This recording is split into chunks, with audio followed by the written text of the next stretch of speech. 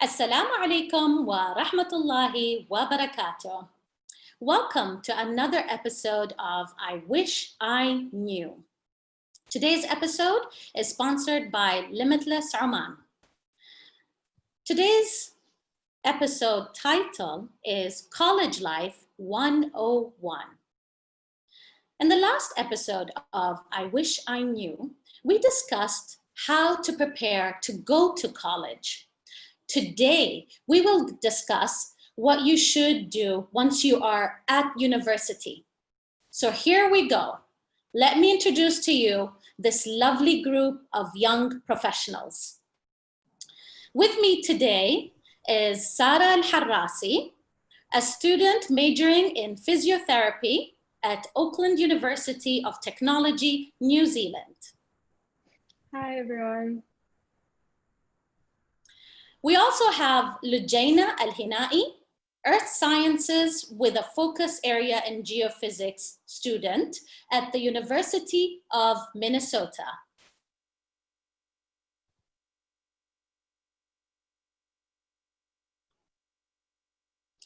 We also have with us Fahad Al-Rasbi, a student of biotechnology at the University Sultan Qaboos University.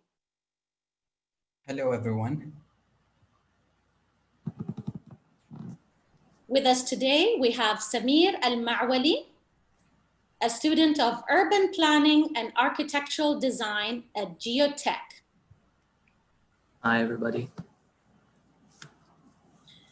And finally, we have Umayma Al-Saeed, a graduate of chemical engineering at the University of Leeds.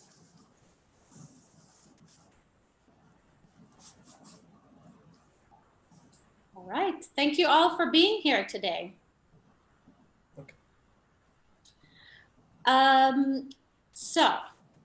Okay. So let's start. Some of you moved from your cities and either left your country entirely or moved to the capital of Oman. How was it moving to a different place? So I study in Auckland, New Zealand. The city there is really relaxed, even though it tends to get really busy during the weekdays. The people are really friendly. You can meet a person and it's like you've known them for a really long time. Especially the original people of New Zealand, they're called Maoris. So they're known for the haka. I don't know if you've seen it before. And also people from the Pacific Islands close by. So like Samoa or Fiji. So culturally, they're very similar to us. They have large families and they're very welcoming as well. They even do the khashmik thing that we do here in Oman. And they have a dish that they make that's exactly like shua, so they make it underground.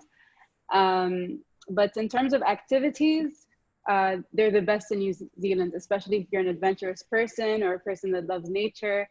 You can even travel to the South Island where it's much colder and it snows there. And there are also old volcanoes that you can hike on, which I've done myself. And I think that's why I love studying there, because it's really relaxed and a very safe place. And it's not like other parts of the world where everyone's consumed by the media and the Western world. The only thing is Ramadan and Eid, I think, that I'm disappointed about. It's not as big of a celebration as it is in the UK. Okay, you know, the haka is very interesting dance. We've seen it on YouTube where they do that dance before the rugby games and all. Yeah. All right, thanks, Sarah.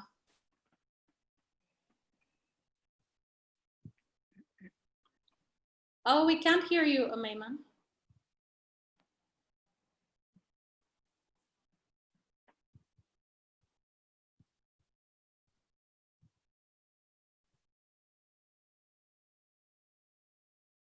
Uh-oh.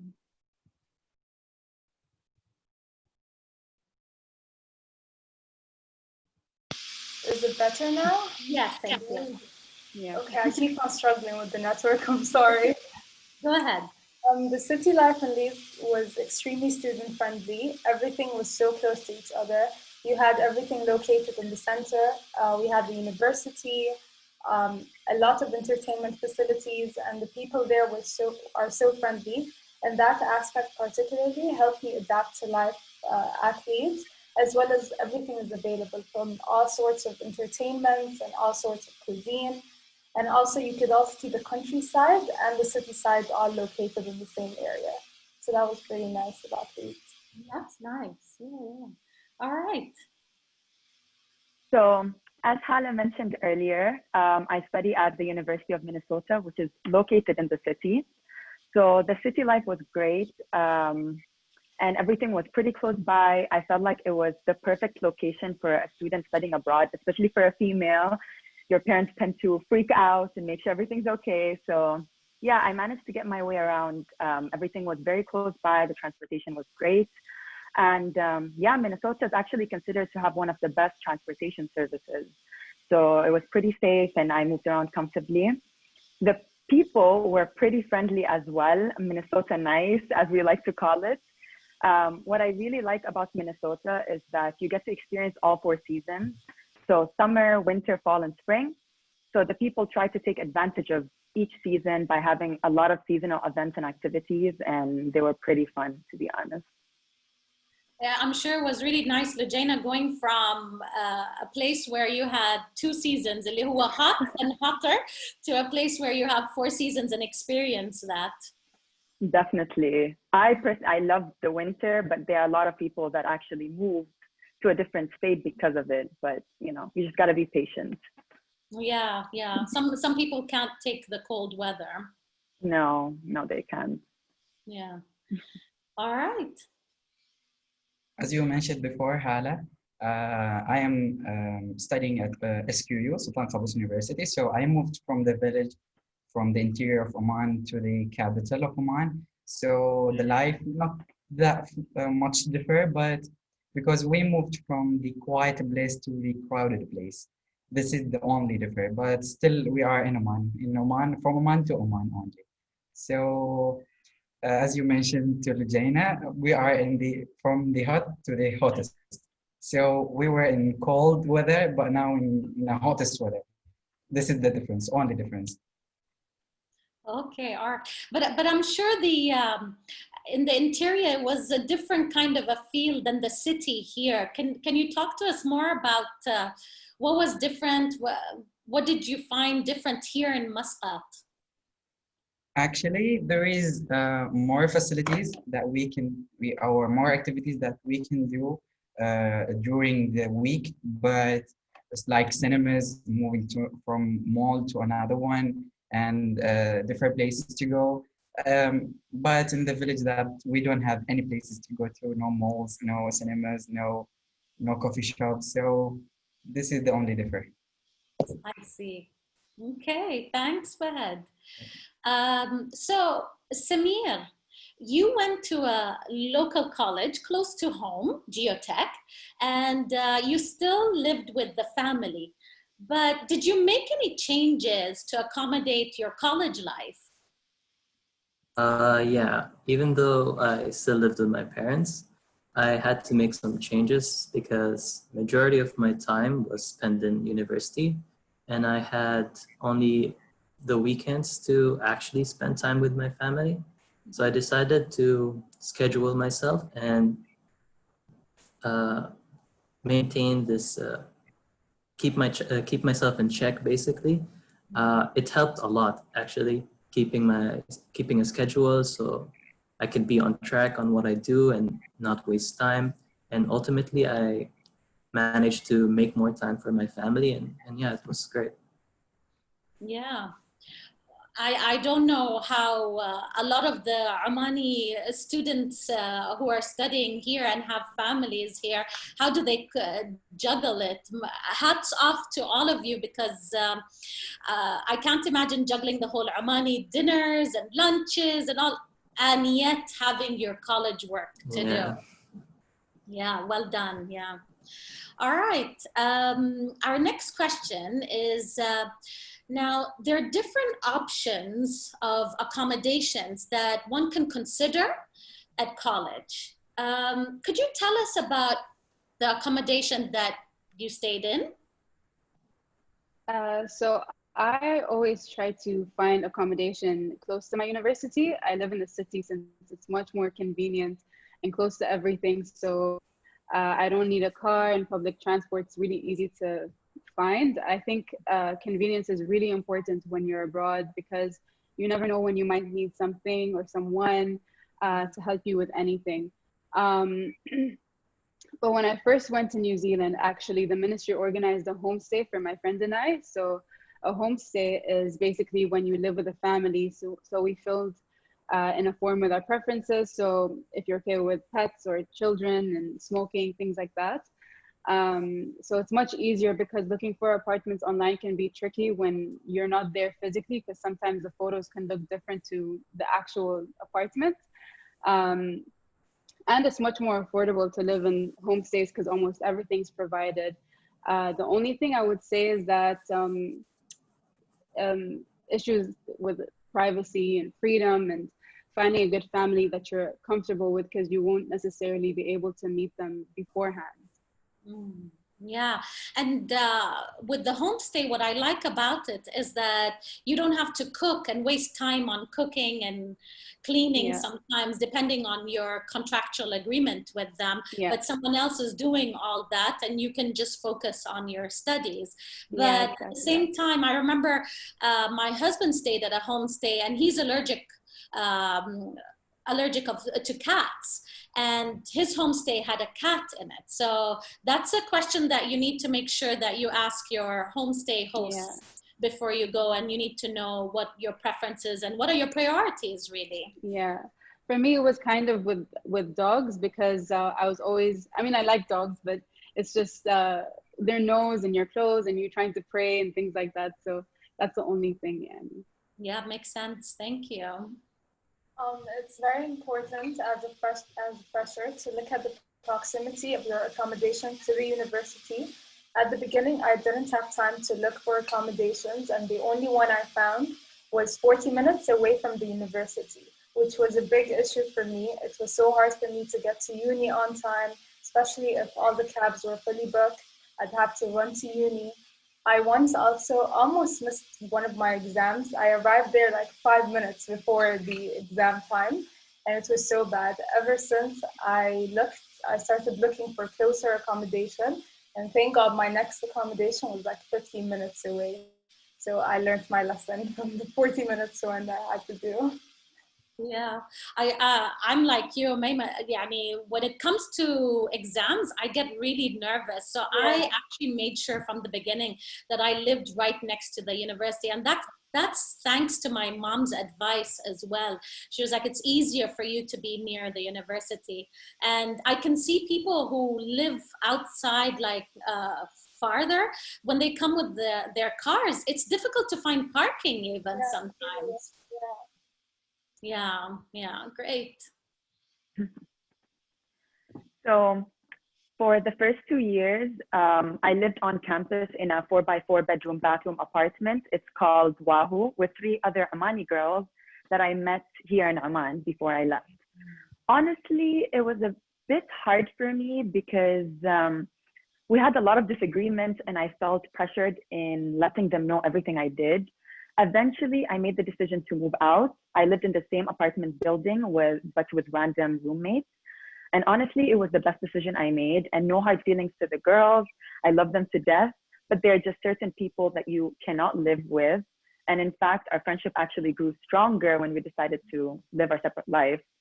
I would definitely much rather live on my own, but the situation was a bit different because my state was quite expensive and I couldn't afford that. So I had to choose between either living alone or closer to campus. And to me, living closer was much more important. Yeah, Lujana, what you're saying about you have this feeling that you have to tell your roommates everything. We come from being with our parents, and we tell them everything before, if we're going somewhere or taking permission from them. So when you move and transition to that college life, you feel the need to say that to your roommates as well. But later on, you grow up and you realize that's not the case. I actually Yeah. had a similar experience to Lejana. when I shared an apartment with the Omani friend that I barely knew. But I met her in New Zealand, but we never hung out before we actually moved in together. But because of that, we weren't close. We both managed to live independently, but still be there for each other. So I can see what she's saying. Yeah. Yeah. So for me, as a student, came from the interior of Oman, joined the SQU. My first year, I spent it in the campus. So it's compulsory for the student from the interior of Oman to stay in the campus for 1 year. Then they asked them to move out after the first year, even though they are foundation or they like skipped the foundation or they are majored already, but their first year must be in the campus. So after that, we asked to move out. So that came to like depends on me where I decided to live and when to like choose my friends that I would like to live with them. So I decided to live near to the university, as my friend said before. So it's 5 minutes from the university, from the hostel to the university. So more parkings and no traffic jam and everything is near to you. All the facilities that every student needs, it's near to the campus. Okay. And so when you left the university campus, what about this new accommodation? Was it an apartment or a house? How does it work? It's I decided to live with my friends in an apartment. So the apartment actually their cost depends on their location, where it's located actually. Is it in the middle of city or in far away from the university? More facilities, no facilities, the transportation from to. So it depends on. But from myself, I lived in an apartment. Okay, all right. And I'm sure it was cheaper as well to live with Yeah. others as Yeah. well. Yeah, so people in our audience, if you're thinking of going to Sultan Qaboos University and you're coming from the interior and moving to Muscat, what Fahad told you right now is SQU requires that you stay in their accommodation for 1 year before you could move out. Okay, great. Thanks, Fahad, for that information. Now, you all have really interesting majors, and I'm sure you had a busy schedule meeting your credit hours. However, there are options to take extra classes outside your major. Did some of you do that? Tell us about these classes and how did it benefit you and maybe benefit you in the future as well? Yeah, for me, the majority of the courses that I took, in a way, had something to do with my major, but there were some that, even though they weren't, they were still very beneficial and useful. Like I took Photoshop, which gave me a head start in a lot of stuff. So I did not know any of those things going in. And I also took a lot of art courses, which it's good to get yourself away from what you're studying, like your major, and it's sort of like an escape or relax and just have fun while doing a course, basically. And as well as German, even though it is mandatory for us, there are some majors that don't have it mandatory on them. I still find it very beneficial, and it's gonna be important to have it if you're having a CV or anything that you can put, oh, I also speak somewhat German. And yeah, my advice is just to always take courses that doesn't necessarily have to be in your major, and because they'll always be beneficial in a way.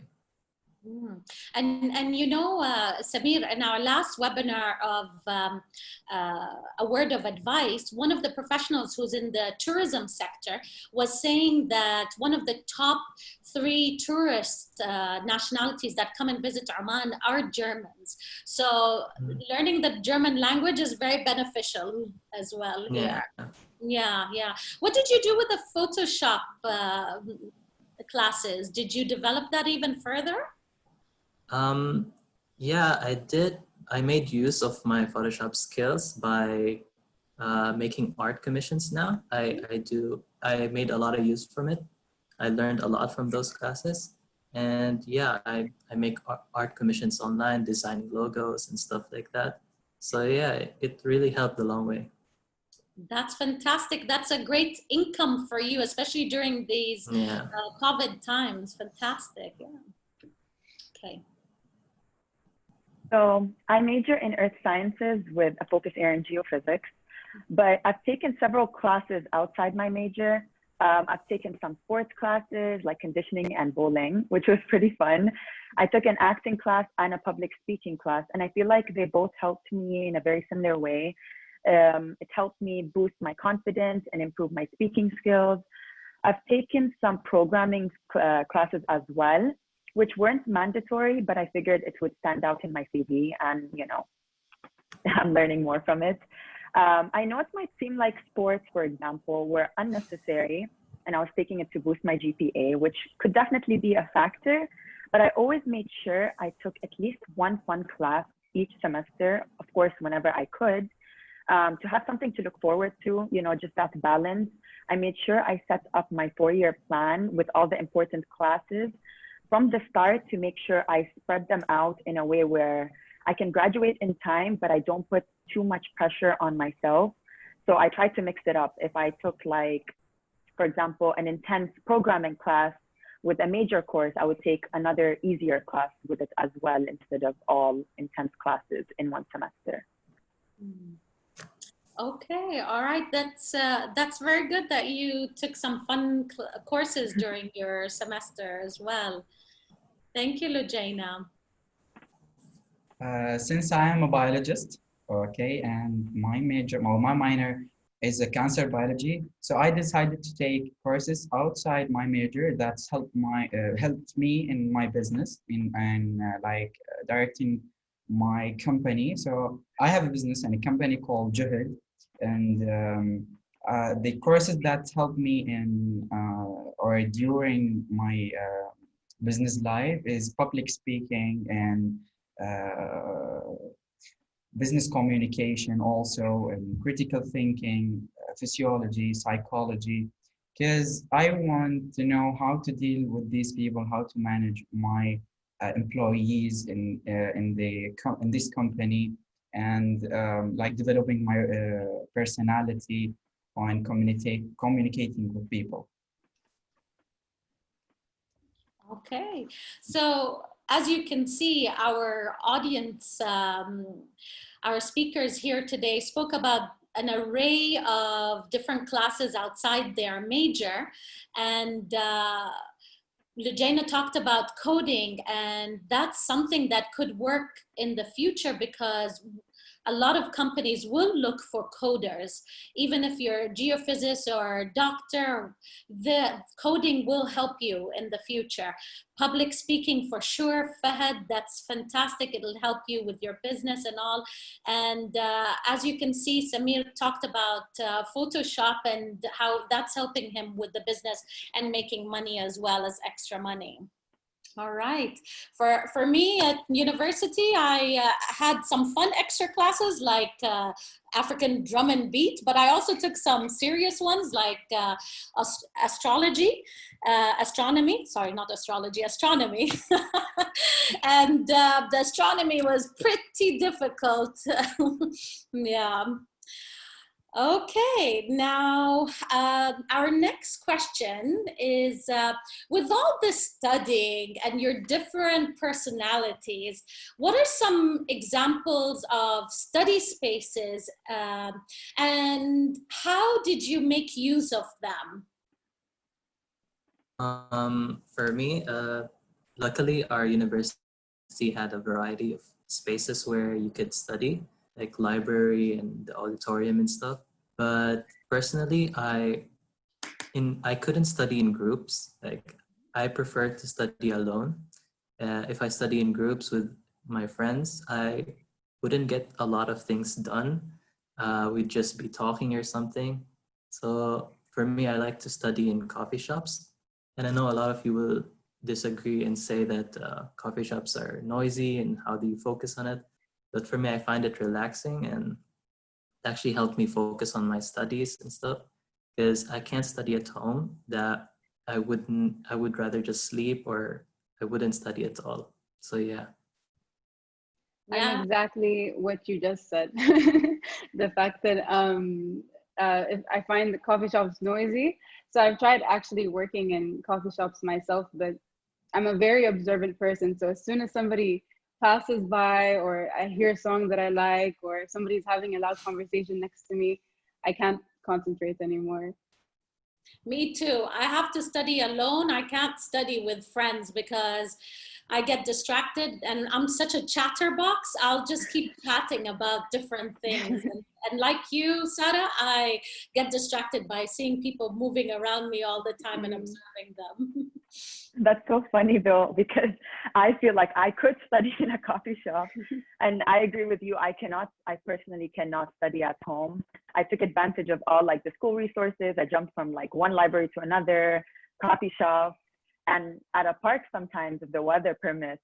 You know, a change of environment always helped me stay focused. As long as it's not in my apartment, I was okay, because I try to avoid it as much as possible, because I feel like if I was studying, for example, in my room, like apartment or my bed or whatever, I started to obsess over whatever I was working on and I could not fall asleep. I was not comfortable at all. So I just tried to avoid that.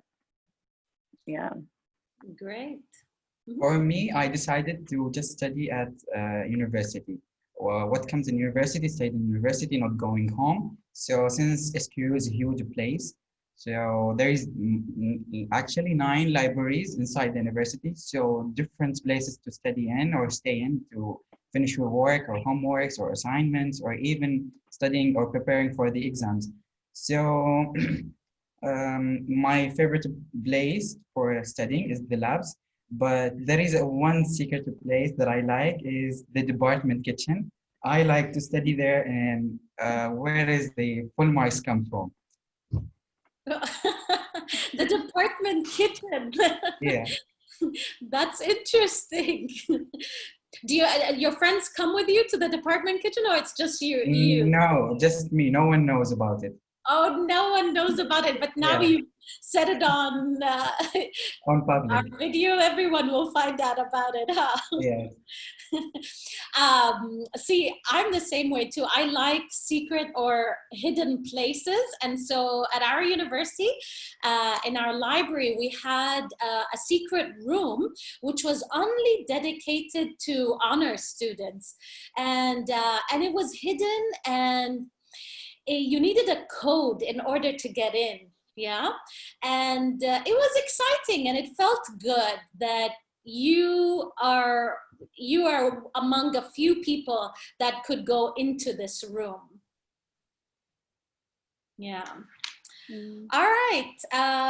Our next question is with the education part. Let's stop right now with the education part, and let's talk a little bit about activities that you've done in university that made a difference in your life, whether meeting new people or gaining new skills. Yeah, for me, it was, so I have 2 things. One of them was becoming a student ambassador. So student ambassadors are basically students that help out with orientation and open day. So before you start uni, for those of you that don't know what orientation is, the university has a day or a week that's called orientation, and it's just a day filled with activities and information to familiarize yourself with social clubs and gyms and things like that. So there are also campus tours and program sessions for you to learn more about your majors.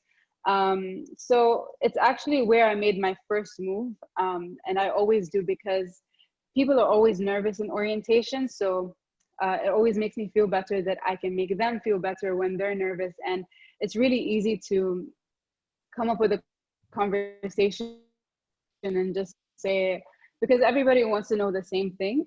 I'm sorry if I'm glitching. Everyone wants to know the same thing. So where are you from? What made you choose this major? So as a student ambassador, we do all of that. We basically guide them, give them tours, give them games to break the ice and things like that. So because of that, it made me confident to speak. And even now, I randomly help strangers on the in a store or something if they look confused. But the second thing was volunteering for a rugby team, a student rugby team for one day, and my placements as well. So they both aren't exactly activities, but they really helped me expand my knowledge on physiotherapy because I was able to see the classwork put into real life. So placements are basically when we go to a clinic or a hospital and they supervise us and mark us there instead of through assignments and tests. And then the rugby team just gave me like an insight on how physiotherapy is in a sports setting. But yeah, those are my two things. Okay, you know, that's a great advice with the orientation for the young audience that are listening to us here. That's the best time, exactly what Sarah said. Everyone is feeling the same way, nervous, worried about what to expect. So that's a perfect time to meet new people and make connections. And Sarah, what an interesting activity to do, rugby, yeah? Yeah. I've never imagined, well, no, maybe I have seen pictures of rugby females players, but There are lots of them actually, yeah. yeah, and that works hand in hand with your physiotherapy, exactly what you said. So you can always find a fun activity, but also an activity that will help you in the long run and that you can put on your CV, like Sarah said with the placements. Yeah. For me, since my university hosts a lot of events, I decided to join some of them in volunteering. I volunteered in some events that my university held. And not to mention, I also joined clubs. I joined the art club, which since I already love art and it's my hobby, I found it really, really relaxing and a great distraction from my main reason of coming to university, which is my major. And I made a ton of friends with similar interests as me. Not to mention, it also helped me in the long run since, as I said, I started doing commissions and there's some stuff that I learned there that I wouldn't have known if I didn't join. Okay, can you tell us more about the events that happen in Geotech? What are some examples? They usually hold some open days as just like an orientation days. Oh. And there was an event, an international day event, where I joined and I had my own booth where I did live drawing of people. People would sit down in a chair for 5 minutes and I would draw them. And yeah, it was a good experience for me to gain communication skills and yeah, it was a great experience for me. International Day, you said? Yeah, it was on an international day. Okay, we had those in university as well in California. We had international days, and that's why I always made sure I had my Omani dress with me, and I would take a few things with us as well, like a mijmar, mirash, and all that. Yeah. And what about the volunteering that you said? What volunteering? Can you give us more examples? Basically, in those kind of events, they need people to help them arrange stuff, set stuff up. And my job was just basically to help them do those stuff, to help set up, yeah. And the clubs? What clubs did you guys have? I briefly joined the music club. I didn't enjoy it that much, but I did join the art club, which I enjoyed a lot and made a lot of friends in that club. Excellent. Thank you. You're welcome. So one of the activities I joined is, it's a student group called Small World Coffee Hour. It's an organization that basically helps international and domestic students interact with one another, and it encourages global friendship. We basically have events bi-weekly where we have a certain topic and then we gather some student groups to co-host for us. It didn't only help me make new friends, but prepare me for the globalized world. I learned a lot about different countries. I tried some authentic food, which is a major plus. I was also the vice president of the Amani Student Union. And the reason why the main reason why I joined the group is because when I first heard about it and everything, the board members were all male, and the females felt discouraged to attend events because they felt unwelcomed, which is why I decided to join the group, because I wanted to ensure that both Omani male and female felt welcome, because, you know, especially in a country so far away from home, we only have each other. So we have to stick together and feel comfortable with one another. Another activity was getting a job. And of course, this isn't necessary, as most students studying abroad basically have their monthly allowance. But actually working and getting money that I know I earned really made me feel good about myself and helped me become more responsible. And the final activity or experience that made a difference in my life are field camps. And I know this is related to my major, but it had definitely helped me develop some lifelong skills and encouraged me to appreciate and have a connection with nature. And because we had to work in groups in the field, it taught me how to work as a team and become resilient as well. It honestly taught me how to survive in the wilderness. I even learned how to start my own fire, which was pretty interesting. That's fun. Maybe one day you can teach us about starting a fire, huh, Lujaina? Definitely. Yeah. We had also a coffee hour with the International Student Center, but the way it was set up is that once a week, a country or a region would host for that day, and we would cook food from the area. So myself and a bunch of other people from other GCC countries, we would come together and cook for 100 people. And so usually we would cook rice, chicken curry, and like lentil curry, dal. And so, which that would help with the vegetarians as well, because not everyone eats chicken or meat, yeah? And it was good. We got to show them books on Oman and explain to the international community of what's happening and what is Oman, where is Oman, which a lot of people don't know about Oman. And you feel so proud. Sorry? You feel so proud as well. Yeah, you do. And I commend you for joining the Omani club and being the only female when they're all males there. At least the other females felt welcome and that they're represented on the club. Yeah, definitely. Yeah. All right. For me, I attended some gatherings hosted by the Omani Leeds Society.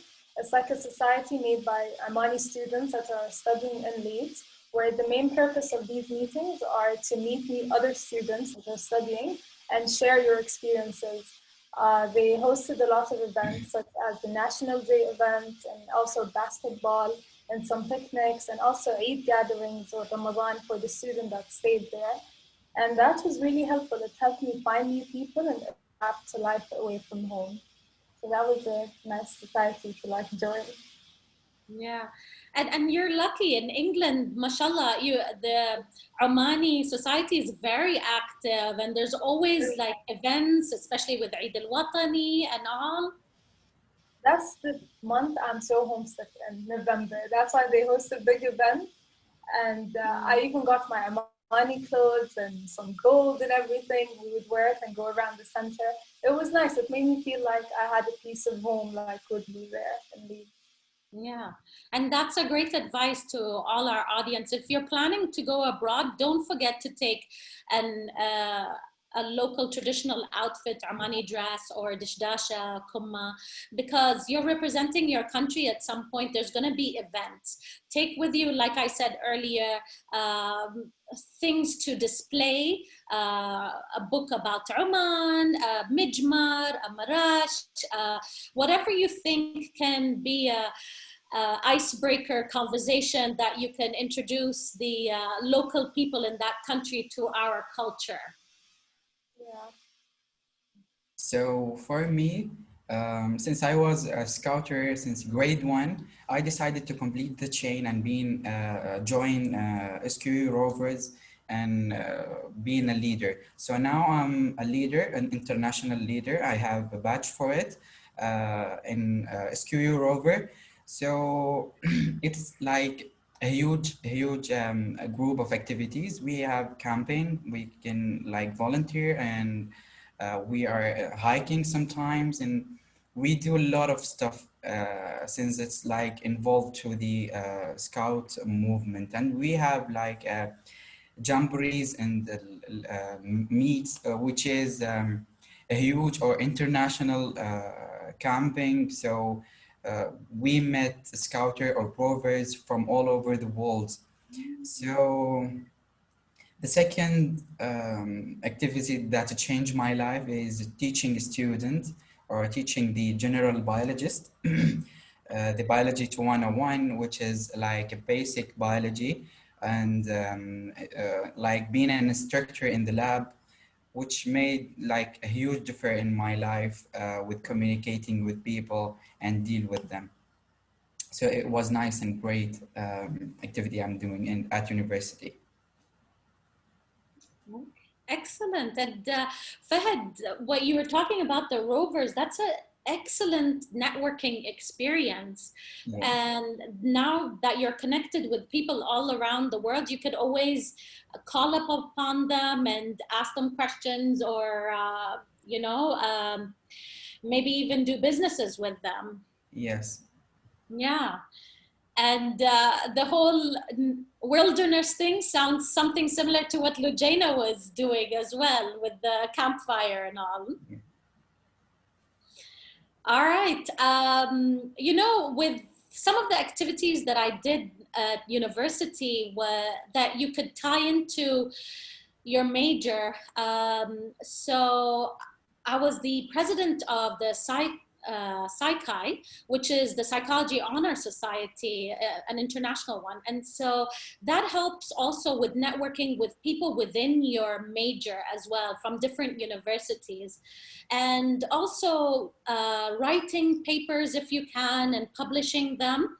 And then attending talks and actually practicing to speak in a university setting as well. Okay, so now, that all sounds exciting, and many of our audience had sent us questions in the past wondering, how do students in university balance both study time and play time? Can you guys shed some light on that? Like I said, since I started university, I started heavily relying on scheduling and managing my time. And that helped a lot to manage time, to have time for my family, not only in the weekends, but to finish work faster on weekdays and go back home and spend some time with them. And it's also a good idea to have some time for yourself. University can be very stressful. So it's a great idea to just make some time for yourself and not worry about university or stress out about all that stuff. And yeah, it's definitely a good idea to start scheduling yourself once you start university. Thank you. I completely understand what you mean about like the scheduling and everything. It's okay. So like I went through that as well, and I'm sure all of us have, of course, because it's college. Yeah. But one thing that helped me manage a tight schedule was making sure I don't leave a huge gap between my classes. So I was trying to basically have them, for example, all in the morning, so I can get them all done at once and then have the rest of the day to do other things. And I found that helpful for me personally. So yeah. Thanks, Lujaina. Well, for me, it was basically time management, and having a good company were basically key. Living close to uni helped me manage my time, as well as because I initially divided my time into the first half would be dedicated to fulfill my academic requirements, and the other half of the day I could have it to just socialize, be with friends, and just take my mind off of the stress of uni. And having my friends helped me balance my time because we used to work on assignments together. So it didn't feel like I was just studying the entire time. I made sure I had some time for myself to also enjoy. And living close to uni actually helped me manage my time easier. I'm like you, Umayma. I am a morning person, and so I would make sure that I schedule classes even as early as 7 a.m. if there were 7 a.m. classes, and sometimes 8 a.m. classes. But I would love all my classes to finish by 12 o'clock. You can't always do that because some of the classes are not offered before 12 o'clock. But whenever I had a chance, I would schedule them earlier so that I can have the rest of the afternoon to study. But sometimes there's a downfall with that. If all the exams are all on the same day for the classes, then you don't have time in between to study for the next exam. You're lucky you had the option to like pick your classes. In the UK, our timetable is basically fixed. Like we can't pick early classes, but luckily for me, most of my classes were in the morning, so I didn't have an issue like with scheduling time. Mm. Your professors might be also morning people and they want it to be early as Yeah. well. Yeah. I was the same. I'm also what am I saying? I'm also a scheduler, just like everybody else. But what I do that helps, that I just wanted to tell the students, is that when I put my assignments or the deadlines in my diary, I literally put the due dates. I literally put the, why am I messing up? Okay. So I scheduled my assignments. So I scheduled my assignments by putting it on the day that it's due in my diary, and then I work backwards to kind of schedule everything smoothly. So I create a smooth timeline. So by the time I get to the deadline, I'm not stressed trying to finish it and everything. It doesn't always work, but it's helpful to have a guide. But yeah, taking care of your social life is really important. I try to keep my weekdays for study, but I would still go out for lunch or dinner with my friends. And sometimes we would even go for a walk for hours and even walk to the harbor to de-stress. But on the weekend, we would go out and enjoy our time. And if we had work to do, we would just walk to the library together. As a side note though, I think it's really important to not neglect yourself. One thing everybody learns is that at some point is that you are your own responsibility. And if you think that you need to study more, then study more. If you think that you need to rest more, then rest more. So you don't have to follow what the rest of the crowd does. Just do what you think is right for you. Absolutely. Very sound advice, Sarah. Thank you very much. So basically, our audience, you've heard that. Everyone here is telling you that you need to schedule yourself, make sure your education is a priority, and because you're scheduling everything early with your education, then you can always have fun after that, and make sure that you don't forget that fun time as well, to schedule that as well, right? Yeah. All right, so our next question is, now with this new chapter in life and being more independent from your families, how did you guys manage your finances? I calculate everything before I get paid. So I subtract all the fixed costs out of my total salary. So for example, rent, electricity, Wi-Fi, phone 4G, transport, even printing money. And I try to include food, but it's not as easy because, you know, you can end up eating a lot. Then whatever is left, I divide it into 5. So 4 of that goes to every week. So what I can spend in those 4 weeks in a month. And then the 5th one goes to savings. So it's not always easy to stay on track, but it helps to have a guide. And also, if you're determined, you can end up saving a lot of money. Also, I shop for clothes in Oman before I go to New Zealand, because sometimes it's cheaper where you're going, but in New Zealand, it's about the same. But it just saves me from using my salary when I get there. More like you want Mama and Baba to pay for the clothes before you leave, yeah? We all did that.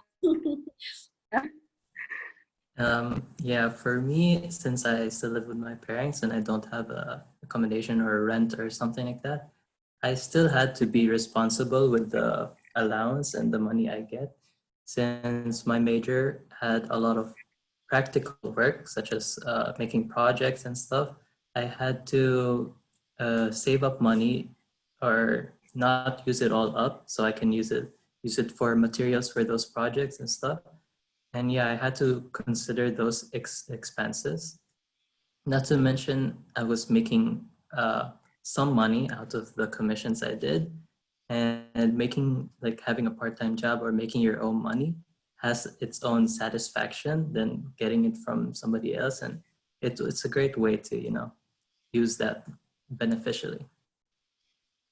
Excellent, Samir, that you did that and not rely completely on your parents and Yeah. work and get some pocket money. Because not only the printing money and all that, you also need some money to go out, your petrol money, your money to eat snacks or go to a coffee shop, because you said you like studying Yeah. in coffee shops. So you need money for all these expenses. They might not be Yeah. a lot, but you need it, yeah? So it's good that you were independent and you took a part-time job. Well, for me, in the beginning, it was quite very hard for me to manage my finances, as I had all of these new bills I didn't know I had to pay, like water, electricity. My accommodation was a private one, so I had to pay for each bill separately. So the bill wasn't fixed, and I had to like make sure I could limit myself to like not overspend it on shopping, or because I used to always shop online, especially when I'm homesick or sad or stressed. So what I did was I dedicated 20% of my allowance for savings to a savings account, and that really helped me limit and distinguish between my needs and wants. So I stopped shopping as much as I used to because I knew I had to restrict myself to not just be broke by the end of the month. Thank you. So I'm actually a major shopaholic. So studying abroad and learning to control myself was definitely a challenge. It only hit me hard when I went broke and still had 1 week left till I got my allowance. That was the longest week in history. I had to restrict myself and make use of whatever food I had at home. And that was basically a wake-up call for me. So I got so much better and learned to limit myself and control myself. And as Umaima mentioned, I distinguished between my needs and wants, my wants. And I asked myself, like, okay, do I need this? Or if I had two things that I really wanted, I tried to prioritize and say, okay, I'll get one this month and the next one the next month. And eventually, as I mentioned before, I decided to get a job and earn some extra money. So whenever I felt like I needed something really badly, I bought it. And yeah, I didn't feel bad about it because I earned it and worked hard for it. And, you know, managing your money in college requires a lot of willpower.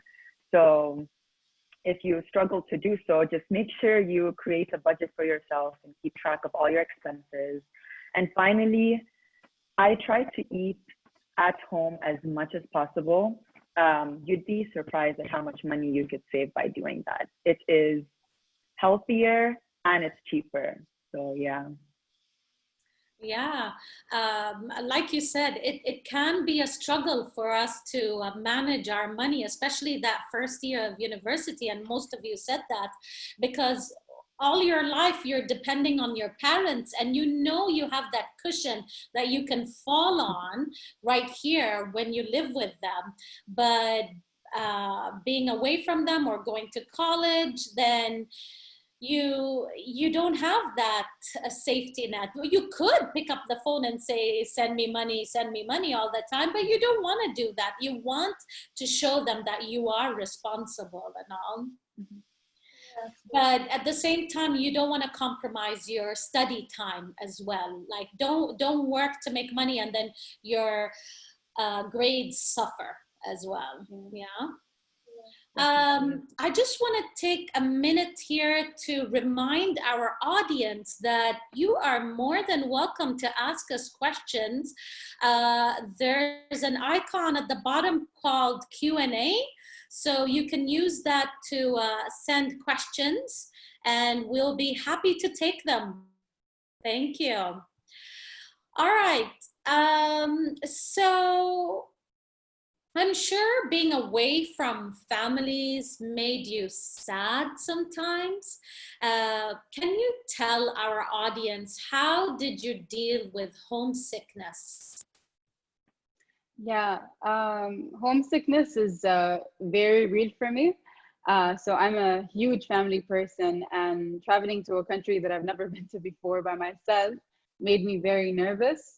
But luckily, I had 3 people that were traveling with me that I knew.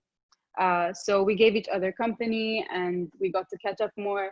But until now, because I'm still studying, I still get homesick and I still get emotional before leaving Oman. But when I am, I just video call and my family, or text them or send them voice notes, because the 8-hour difference makes it hard to call whenever. But meeting with my friends makes me feel better and kind of reminds me of how lucky I am to be studying abroad and have all these experiences with me. Okay.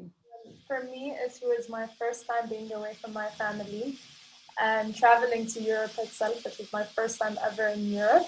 So it was really hard for me to adjust to life away from home. But having a flatmate with me really helped. We were there for each other because we were both homesick, so we had to comfort each other and stuff. Because yes, it's easy talking to your parents on the phone, but with the stress, it just made homesickness even worse for me. So, and also a plus thing for me, I had a cousin that studied in London, which was just 2 hours away by train. So whenever I used to feel sad, or whenever exams were approaching, because that's mainly the most I've been sad, I'd go to her and we'd comfort each other. So that was the way I dealt with homesickness. Yeah. And you were saying, you guys are saying about friends, and that's important.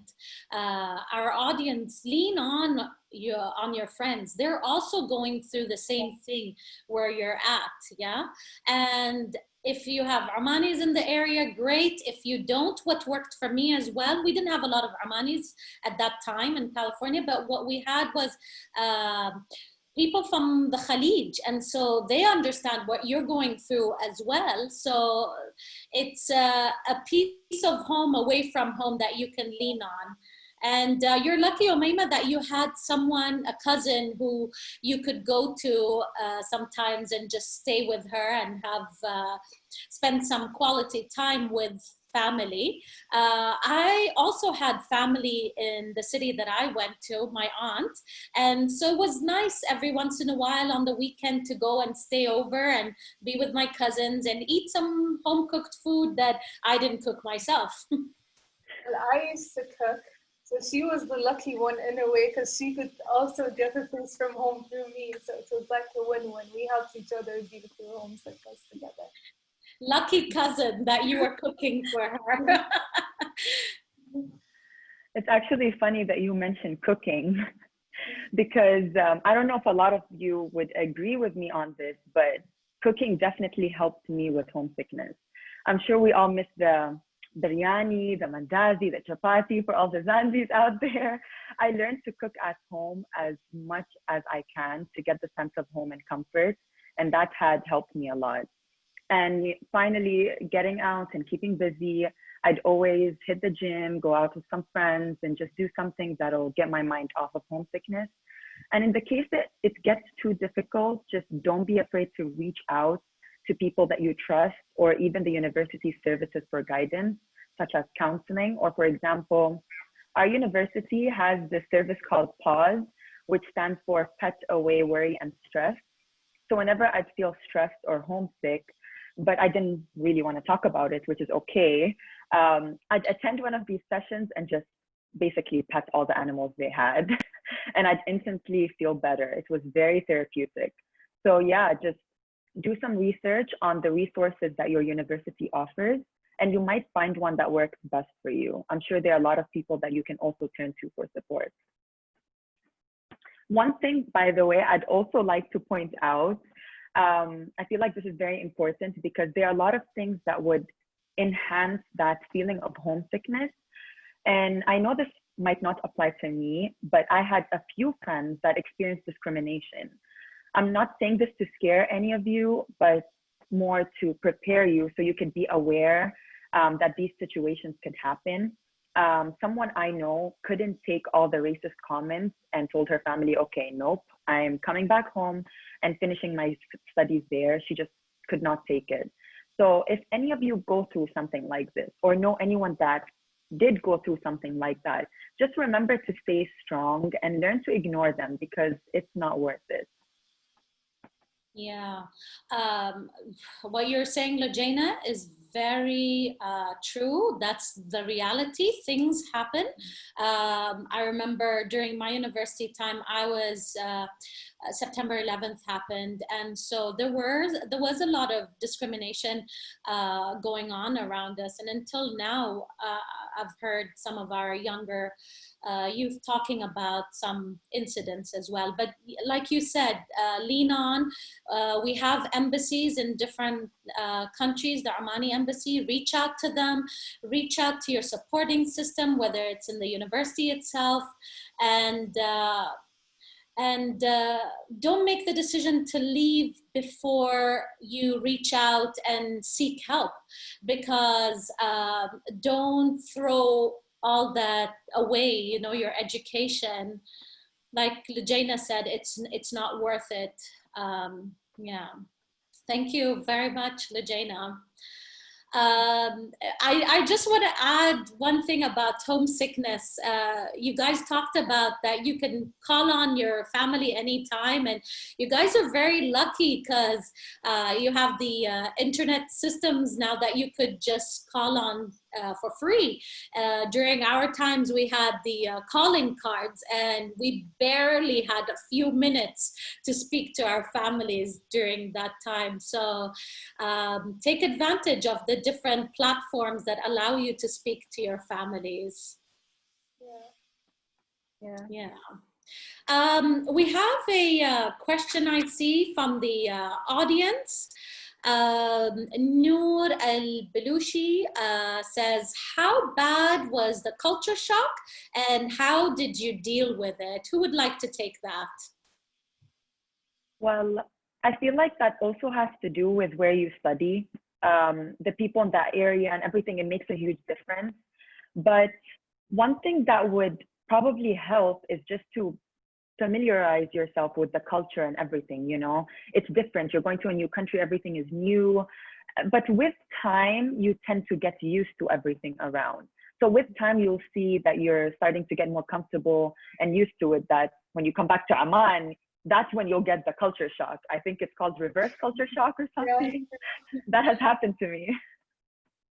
I agree with it takes time. It takes time for sure, but I think it's important to keep an open mind about things because, you know, every country, there are so many different cultures, you know, so don't expect anything to be the same.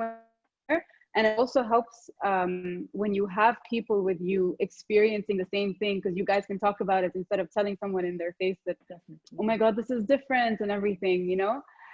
But it takes time and you'll get used to it. Yeah. Yeah, it does take time, and I, as Lujena said, I feel the reverse culture shock is way more difficult than the culture shock itself, because you're abroad studying, or you're in a different city studying, and you have your independence, and you come back home and you're with your parents, and you need to start answering to two adults or more about where you're going, what time you're coming back, and all that, and that can be taxing and different, you know. Yeah. We have another question as well from Osama Al-Miskri. How does one build the emotional intelligence when they're away from home and they're stressed with university work?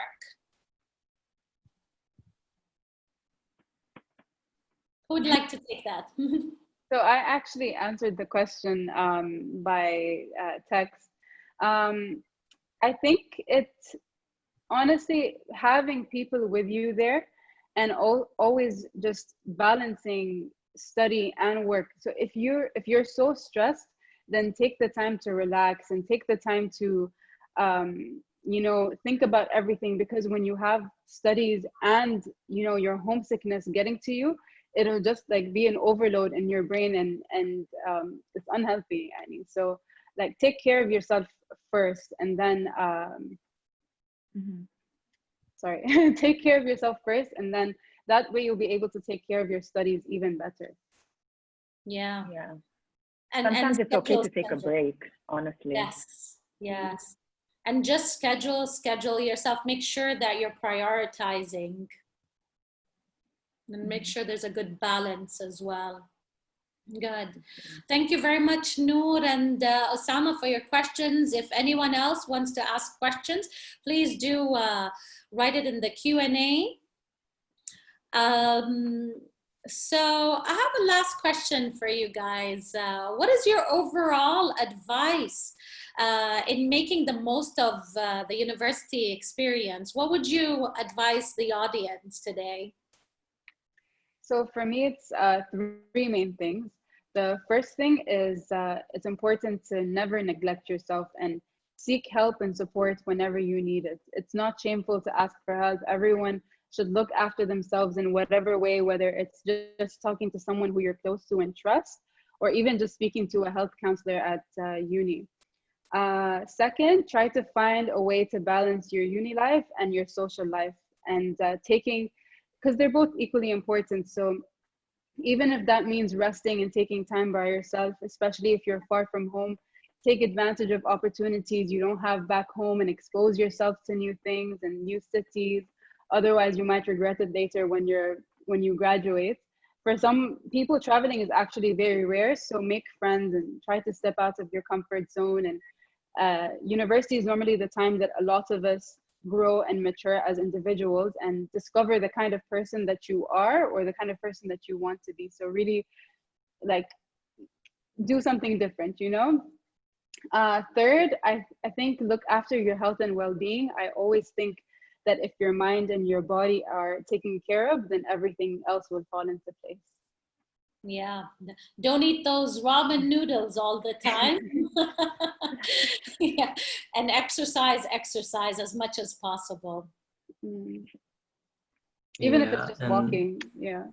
Sorry. No, it's fine. And my overall advice is to just enjoy your time, the time you spend in university, and to take every chance you get to go to volunteer or do anything that the university has to offer. Take every opportunity in scholarships or in grants that the university also has to offer, and push yourself, like put yourself out there, make friends, it's great to engage yourself in also activities, clubs, and yeah, it's a great opportunity and like a great experience. And a lot of people, university is a great place for a lot of people to find themselves. And as Sarah said, also mental well-being is important. So you shouldn't be ashamed of it, to ask for help, or always ask for help. And yeah, to take care of yourself and enjoy your time there. Well, my advice is don't throw away any chances given to you. Being granted an opportunity to study abroad is such an amazing thing to be given to. I was so scared to the point that I almost canceled my scholarship days before traveling, because I was so scared of stepping out of my comfort zone. I thought I wouldn't be able to make it. I would be so homesick, and I didn't know anyone, and I didn't reach out for help. I didn't get a hold of anyone. So my advice to you, never be afraid to step out of your comfort zone. you'll end up surprising yourself of everything you're going to do and everything you'd be able to like acquire from just being abroad. And also research as much as you can about the country, about the people, about the university itself. And also don't be afraid about getting a hold of other people. I know you might think, oh, I'm scared, what if they're gonna laugh or something. Everyone is gonna go through the same experience as the one you're gonna go to. So it's good to know that you're not alone and you have people having your back. That's my advice. Yeah, and I'm sure right now, Umayma, looking back, you're like, I'm glad I didn't cancel that scholarship. I miss the UK so much. I wish I could go back. I'm so glad I didn't throw that chance away. Alhamdulillah. Alhamdulillah. So first of all, I'd say get the most out of your education. Don't, like, just take advantage of all of the university's resources and tutoring services.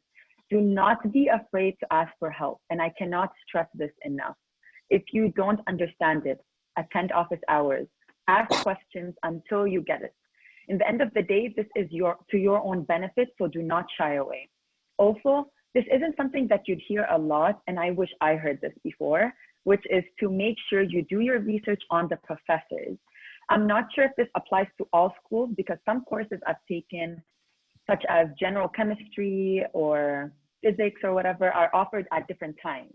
And each timing might be taught by a different professor. As much as I'd prefer taking morning classes, if, for instance, I've done my research and see that the professor teaching the evening class is more lenient and teaches better or writes better notes, for example, I would without a doubt go for that timing. And yeah, there are some resources to help with that, like this website called rateyourprofessors.com. You can also talk to your academic advisor or, you know, ask for opinion from friends. Another thing is, if you ever feel overworked or stressed out, as everyone mentioned, mental health is important, right? So if you have heavy workload or whatever it is, always seek for help, whether it's from a friend or professional help. Do not bottle it up. Nobody should ever be afraid to speak up. And finally, don't forget that university isn't all about hitting the books, but also what you do outside the classroom. So take college life as a chance and opportunity to indulge freely in your hobbies, develop your soft skills, and connect with people of different cultural backgrounds.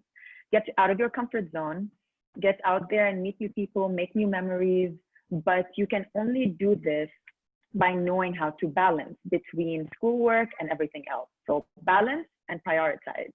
Learn to say no to your friends or anyone in that matter if you feel like you can. I'm saying this because I went through this.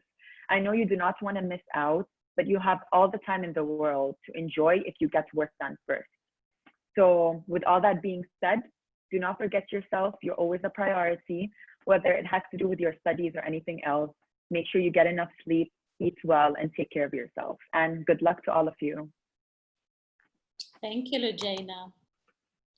So my all over advice is get yourself involved in all the activities that the university offer to you.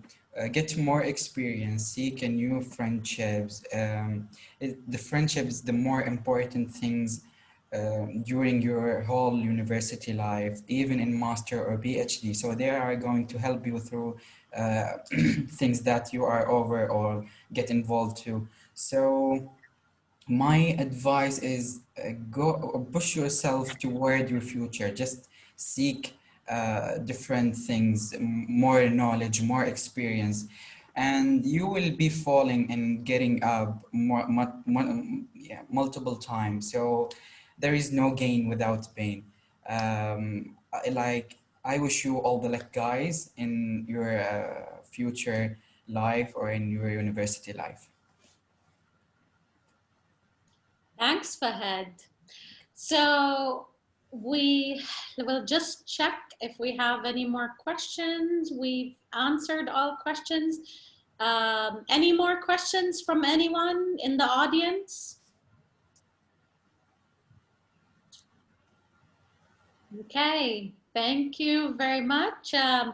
So in conclusion, it can be tough moving to a different city a new city, and being away from family. But it can also be tough if you stay close to your home and juggle family life and college life. Now, all our speakers today had good tips from homesickness management all the way to financial management.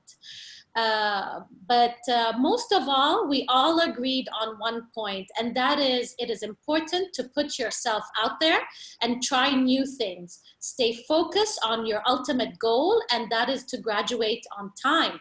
But yet, enjoy the process. You will cherish these years for the rest of your life.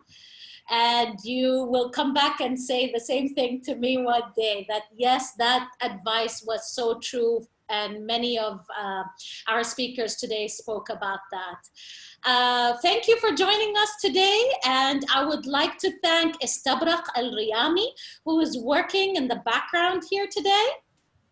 Please do not forget to like Limitless Oman on Facebook, Instagram, and Twitter. And don't forget to subscribe to our YouTube channel as well. Again, Limitless Oman. Thank you again, and have a good night. Thank you guys. Bye, guys. Good luck. Bye. Goodbye and good luck, everyone.